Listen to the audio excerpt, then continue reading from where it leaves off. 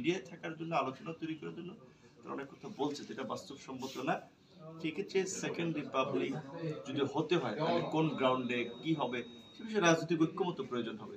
কারণ কোন রাজনৈতিক দল এককভাবে এখন বললেই কিছু হবে না, কিন্তু সকলে একটা ঐক্যমত লাগবে। যে ঐক্যমতের ভিত্তিতে সরকার গঠিত হয়েছে, গণ অভ্যুত্থান হয়েছে, সেই জাতীয় ঐক্যমতের ভিত্তিতে আমাদের যে রাষ্ট্র সংস্কার এবং নতুন বাংলাদেশ বিনির্মাণের যতটুকু করা যায় আমাদেরকে সেই দিকে হাঁটতে হবে। এককভাবে মুইকে হনুরে হাম্বরা ভাব নিয়ে আমি বলে ফেললাম হয়ে যাবে, এটা কিন্তু হবে না। এখন আপনি তো বারবার জাতীয় সরকারের কথা বলছেন, একদম শেষ এই সরকারটাকে আসলে ডক্টর ইউনূসের আসলে আমাদের মাননীয় প্রধান উপদেষ্টা কি পদক্ষেপ নেওয়া উচিত? আজকে তো একজন শিক্ষা উপদেষ্টা তিনি নিয়োগ দিয়েছেন, আজকে শপথ নেবেন।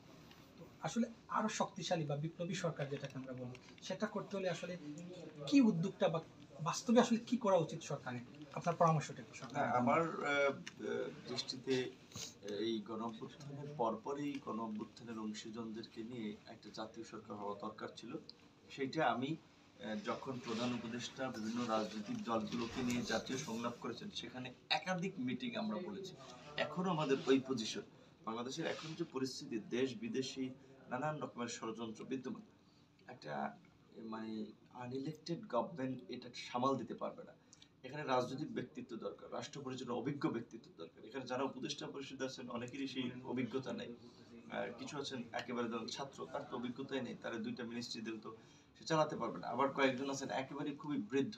সেই জায়গা থেকে উপদেষ্টা পরিষদ পুনর্গঠনের দাবি আমরা অনেকদিন ধরেই জানিয়ে আসছিলাম। এই দুই একজন করে নিচ্ছে।